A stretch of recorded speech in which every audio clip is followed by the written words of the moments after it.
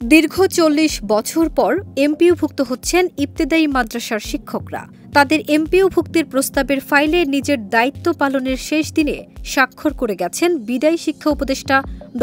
ওয়াহিদুদ্দিন মাহমুদ। ফলে খুব দ্রুত সময়ের মধ্যে তারা এমপিওভুক্ত হচ্ছেন। প্রথম ধাপে ১৫১৯ ইবতেদায়ী মাদ্রাসার ৬,০০০-এর বেশি শিক্ষকের ভাগ্য খুলতে যাচ্ছে। শিক্ষা মন্ত্রণালয় সূত্রে এসব তথ্য জানা গেছে। ৫ মার্চ বিদায়ী বক্তব্যে বিষয়টির ইঙ্গিত দিয়ে গেছেন ওয়াহিদুদ্দিন মাহমুদ নিজেই। তিনি বলেছেন, একই কারিকুলামে পড়াশোনা করিয়ে সরকারি প্রাথমিক শিক্ষকদের সঙ্গে ইবতেদায়ী শিক্ষকদের চরম বৈষম্য ছিল। সেই বৈষম্য নিরসনের উদ্যোগ নেওয়া হয়েছে। তিনি বলেন, দেশে অনেক ইবতেদায়ী মাদ্রাসা আছে, এর মধ্যে অনেকগুলো অনানুষ্ঠানিক, কিন্তু অনেক প্রতিষ্ঠানের নথি আছে। সরকারি প্রাথমিক স্কুলের মতো তারা বাংলা, ইংরেজি, গণিত পড়াচ্ছে।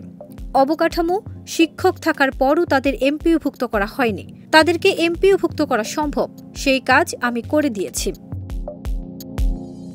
মন্ত্রণালয়ের একটি দায়িত্বশীল সূত্র বলছে, নতুন সরকার দায়িত্ব গ্রহণের পর গত নভেম্বর-ডিসেম্বর মাস থেকে ইবতেদায়ী শিক্ষকদের এমপিওভুক্ত করার জন্য কাজ করছিল শিক্ষা মন্ত্রণালয়ের কারিগরি ও মাদ্রাসা বিভাগ। সারা দেশে এডুকেশনাল ইনস্টিটিউট আইডেন্টিফিকেশন নম্বর বা শিক্ষা প্রতিষ্ঠান শনাক্তকারী নম্বর আছে এমন ১৫১৯টি মাদ্রাসাকে এমপিও করার ফাইল প্রধান উপদেষ্টার কাছে পাঠানো হবে। সেই ফাইলে স্বাক্ষর করে গেছেন বিদায়ী শিক্ষা উপদেষ্টা। ফাইলটি এখন প্রধান উপদেষ্টার কাছে পাঠানো হবে।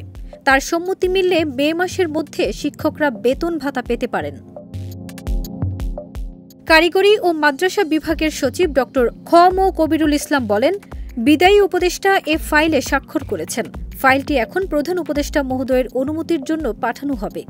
তিনি সদয় অনুমতি দিলে খুব দ্রুত সময়ের মধ্যে শিক্ষকদের এমপিওভুক্ত করা হবে। ফারজানা নিকিতা, দেশ রূপান্তর।